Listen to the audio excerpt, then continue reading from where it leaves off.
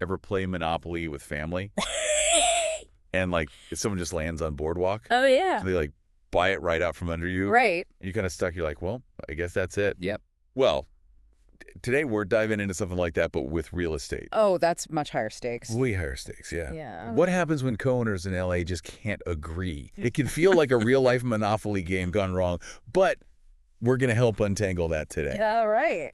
We're talking about property partition. We've got this really interesting excerpt on the legal process to guide our deep dive today. Excellent. So we're going to figure out the options from, like, buyouts all the way to, like, court battles. And hopefully you'll leave here knowing exactly what to do if you ever find yourself in a sticky property situation. Let's dive in. So to kick things off, can we break down this whole partition action thing? Mm-hmm. What's it all about? And why is it such a big deal in LA especially? Well, California law actually gives co-owners this right to partition if they just can't see eye to eye about a property. Okay. Think about it like this. You've got siblings. Maybe they inherit a sweet beachfront bungalow. One wants to sell, cash in. Right. The other, totally attached, family memories. Sentimental value. Exactly. So that's where this partition action comes in. Especially huge in LA, the market is, well, intense. Makes sense. And speaking of the different ways this can go down, the source mentions two main types of partition. Can you walk us through those? Yeah, absolutely. The one you hear about most is partition by sale.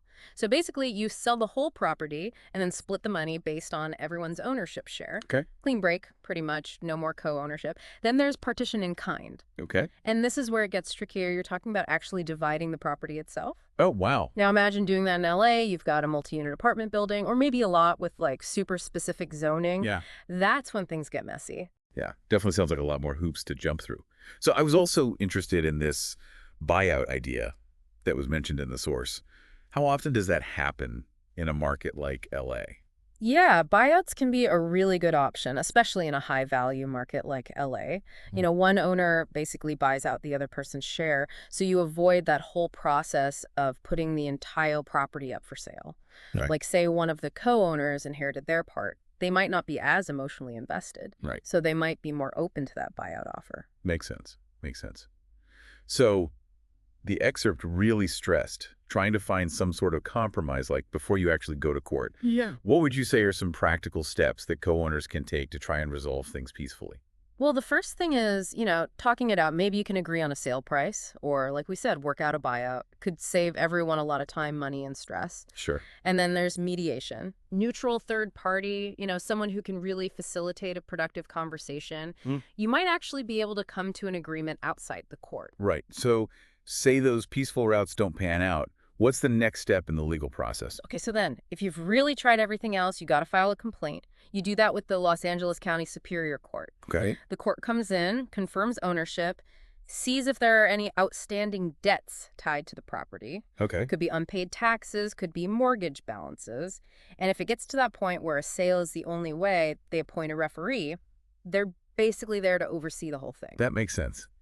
And I'm just curious, how do those outstanding financial issues, like the debts you mentioned, how do those play into the final split of the money? It seems like that could be a huge point of contention. Oh, it definitely can be. Okay. But the court takes all of that into account.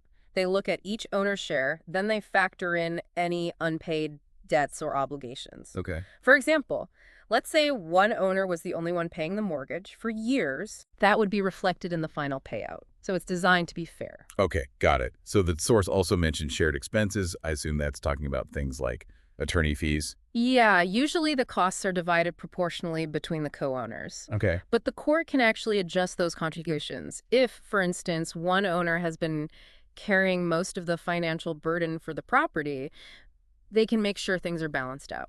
Got it. Okay. So just to clarify, if a sale happens, the final amount, after all those adjustments, is divided based on each person's ownership share. Exactly.